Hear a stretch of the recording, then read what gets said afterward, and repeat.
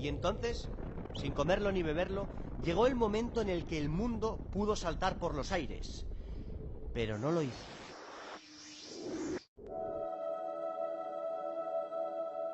Y todo gracias a este hombre, Stanislav Yevgrafovich Petrov, a quien hasta ahora no conocían ni en su barrio, pero que una noche de septiembre de 1983 tuvo el destino del mundo en sus manos.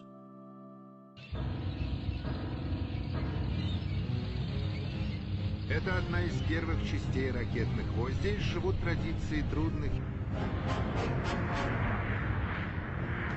Было задачу в случае нового появления американских военных самолетов на юге. El horno no estaba para bollos.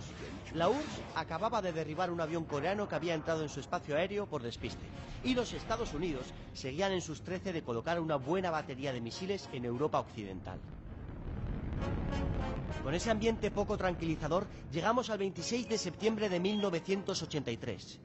14 minutos después de medianoche, todas las alarmas saltan en el búnker Serpukov 15, a unos 100 kilómetros de Moscú, cuando el satélite Oko capta el lanzamiento de un misil nuclear norteamericano. Tiempo estimado de impacto, 20 minutos.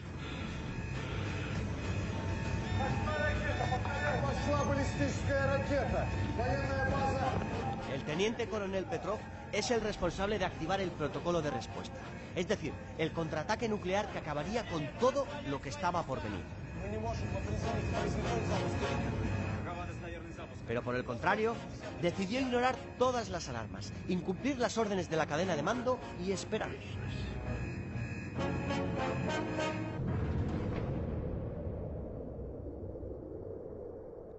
Y no pasó nada. Resulta que el Sol, la Tierra y el satélite Oko se alinearon de tal forma que este último confundió la luz solar reflejada en las nubes con el lanzamiento de un misil. Gracias a los nervios de acero de este señor, podemos contar lo ocurrido estos últimos 30 años.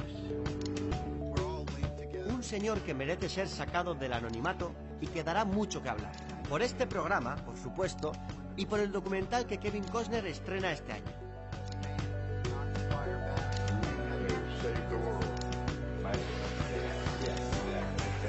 Stanislav Petrov, el hombre que salvó al mundo al no hacer nada. Petrov fue un teniente coronel de las tropas de defensa aérea soviéticas que nació en Vladivostok, una ciudad del antiguo extremo oriente soviético, y que desempeñó un papel clave en el llamado incidente del equinoccio de otoño en 1983. ¿Y qué hizo? Pues sencillamente identificó correctamente una alerta de ataque con misiles como una falsa alarma, evitando así una posible guerra nuclear entre la Unión Soviética y Estados Unidos. De no haberlo hecho, hubiese supuesto la Tercera Guerra Mundial. Hay que tener en cuenta que en ese momento ambas potencias estaban enfrentadas en lo que se le llamó la Guerra Fría. Pero veamos realmente cómo sucedieron los hechos. Petrov estaba a cargo del búnker Serpukov 15, donde se coordinaba la defensa aeroespacial soviética, y tenía una misión muy clara, la de verificar y alertar de cualquier ataque a sus superiores. Hay que tener presente que 3 semanas antes la Unión Soviética había derribado un avión de pasajeros surcoreano que invadió el espacio aéreo soviético, matando a las 269 personas a bordo, incluidos varios estadounidenses. En definitiva, toda una tragedia totalmente innecesaria.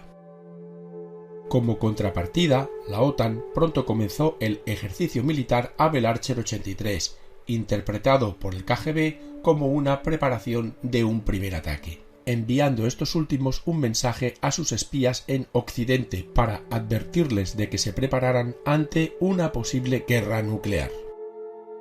El reloj del apocalipsis, o Doomsday Clock, estaba más cerca de la medianoche que nunca.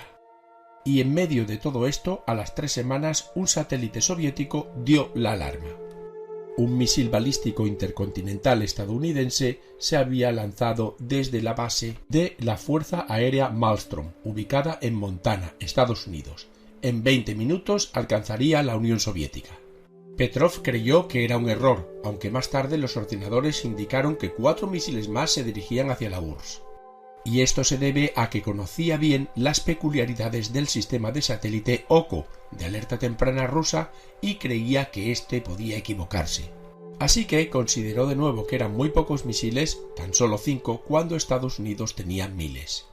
Decidió esperar y se descubrió que era una falsa alarma causada por una rara conjunción astronómica entre la Tierra, el Sol y la posición específica del satélite OCO. Es decir, que durante 23 largos minutos no hizo absolutamente nada, siendo precisamente ese su gran acierto. Cuando años después le preguntaron por qué no había dado la alerta, contestó con una lógica aplastante: la gente no empieza una guerra nuclear con solo 5 misiles. Como recogió la BBC, 23 minutos más tarde me di cuenta de que nada había ocurrido. Si hubiera sido un ataque real, ya lo sabría. Fue un verdadero alivio. Pero el incidente ridiculizó a muchos altos cargos soviéticos y estos consideraron que Petrov se equivocó al no comunicar la información a sus superiores, para que ellos decidieran si era o no errónea. Aunque, dadas las circunstancias, no lo castigaron, pero eso sí, lo reasignaron a un puesto inferior y decidieron ocultar el incidente. Aun así, ya después de la caída de la Unión Soviética, recibió muchísimos premios. De todos ellos, ninguno fue de su país, la URSS. Y es que, en este caso, es totalmente válida la frase de que nadie es profeta en su tierra. Si quieres ver en julio de más 1947, vídeos como este, el Boletín de los Científicos Atómicos publicó por primera vez en su portada el reloj del apocalipsis, mejor conocido como Doomsday Clock.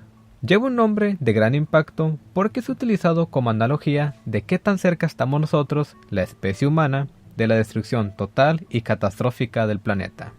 Este reloj no funciona como un reloj normal.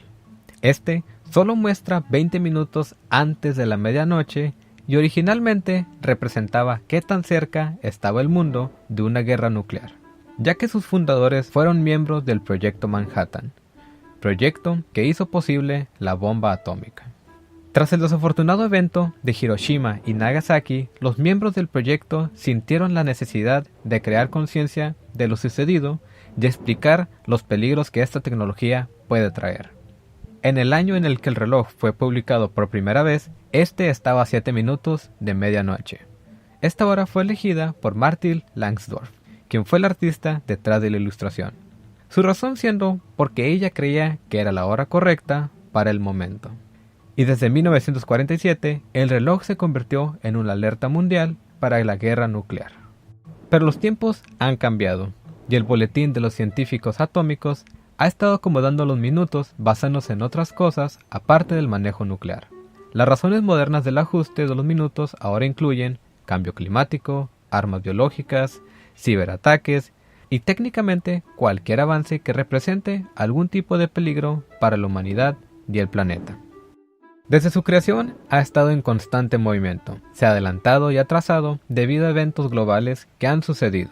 Por ejemplo, en 1963 el reloj se atrasó 5 minutos gracias a que la Unión Soviética y los Estados Unidos americanos firmaron el Tratado de Prohibición Parcial de los Ensayos Nucleares. En 1968 se adelantó 5 minutos debido a la Guerra de Vietnam. En 1990 se atrasó 4 minutos por la caída del muro de Berlín. En 1998 se adelantó 4 minutos debido a las pruebas nucleares de la India y Pakistán. Como pueden ver, los actos globales de gran impacto son tomados en consideración para ajustar el reloj. Ahora, el 2017 ha sido un año muy especial y uno muy influyente en el reloj, debido a 2 razones: Presidente Trump y el desinterés por la ciencia. Yo sé que estos 2 factores son un tanto aleatorios, pero las razones tienen mucho sentido. Quiero dejar en claro que no soy un comentarista político, ni pretendo hacerlo. Pero las razones por las cuales Trump influye son 3. No cree en el calentamiento global y dice que es un invento de China. Su forma de hablar sobre temas de guerra y armas nucleares es un tanto irresponsable. Y la última razón es el líder de una potencia mundial, la cual tiene la habilidad y la capacidad de empezar una guerra, la cual puede fracturar el medio en donde vivimos. Por otra parte, tenemos el desinterés por la ciencia. Si eres una persona que ve mis videos, es porque existe la gran posibilidad de que te guste la divulgación científica y te agrada aprender. Así que ocupamos. Hola, ¿qué tal? Más ¿Cómo les gente va? como tú. Hoy vamos ¿No a ha sido hablar un sobre año la muy crisis fácil de para la los ciencia? misiles. ¿Y qué fue de este hecho histórico? Bueno, decir que la crisis de los misiles de Cuba fue una escalada de tensión prebélica entre los Estados Unidos y la Unión Soviética en el marco de la Guerra Fría. Tuvo lugar en octubre de 1962. Descubrieron los preparativos para instalar misiles nucleares soviéticos en Cuba. También debemos decir que tras la finalización de la Segunda Guerra Mundial, Estados Unidos y la Unión Soviética se convirtieron en las dos superpotencias globales. Ambas empezaron entonces un enfrentamiento que afectó a todo el planeta. Aunque nunca entraron en guerra abierta, sí participaron indirectamente en numerosos conflictos. Continuemos hablando un poco más sobre esta crisis de los misiles, particularmente hablar sobre las causas de la misma. Bueno, para comenzar, decir que las principales causas de la crisis de los misiles fueron las siguientes. Entre las principales, los reiterados intentos de derrocar al gobierno de Cuba por parte de los Estados Unidos. También las rivalidades y amenazas históricas entre los Estados Unidos y la Unión Soviética junto con Cuba. Otra de las causas fue el embargo económico que Estados Unidos impuso al gobierno de La Habana, y también las diferentes políticas e ideologías defendidas por los países involucrados en el enfrentamiento del capitalismo y el comunismo. Continuemos hablando un poco más sobre esta crisis de los misiles, particularmente sobre su desarrollo. Bueno, para comenzar, tenemos que decir que dicho proceso se produjo tras el fracaso del presidente Kennedy de invadir Cuba. Estados Unidos había enviado una comisión de la CIA para que llevara a cabo la misión, pero el ejército de Fidel Castro los detuvo en tan solo 72 horas. También decir que debido al fracaso de invadir Cuba, Estados Unidos implementó un plan de invasión más directo, llamado la Operación Mangosta. Este plan fue detectado por la Unión Soviética, la cual notificó impactó contra un satélite también ruso de más de 1 tonelada que tras casi 40 años en órbita ya no funcionaba. Los 7 ocupantes de la Estación Espacial Internacional, 4 estadounidenses, 2 rusos y un alemán, se refugiaron en naves por miedo a la chatarra espacial. Puede ir a 16 kilómetros por segundo, mucho más rápido que una bala, por eso es tan peligrosa, asegura Igor, de la Academia Rusa de Cosmonáutica. En los años 80, Estados Unidos y la entonces Unión Soviética destruyeron satélites en órbita. Desde entonces, este tipo de acciones no es frecuente, aunque en 2007 China o India en 2019 provocaron la alarma mundial con ensayos parecidos.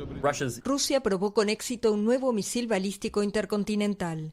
Se trata del misil Sarmat, un arma de nueva generación y muy largo alcance, que según el presidente Vladimir Putin, servirá de advertencia a los enemigos de su país. Esta arma realmente única fortalecerá el potencial de combate de nuestras Fuerzas Armadas, garantizará de forma fiable la seguridad de Rusia frente a las amenazas externas y hará que quienes al calor de una retórica agresiva intentan amenazar a nuestro país lo piensen 2 veces. Según Putin, el misil es capaz de derrotar todos los sistemas antiaéreos modernos. El Ministerio de Defensa ruso indicó que el lanzamiento tuvo lugar desde el centro de Plesetsk, en la región de Arcángel, en el noroeste del país. Añadió que alcanzó, como estaba previsto, un objetivo en otro terreno militar, el de Kura, en la península rusa de Kamchatka, en el extremo oriente, a más de 5.000 kilómetros de distancia. Moscú indicó que una vez finalizado el programa de pruebas, el Sarmat pasará a formar parte de las fuerzas estratégicas rusas. En Estados Unidos, el Pentágono señaló que Moscú había notificado debidamente a Washington sobre el ensayo en virtud de las obligaciones que le impone el tratado nuclear, y añadió que la prueba no es considerada una amenaza por Estados Unidos y sus aliados.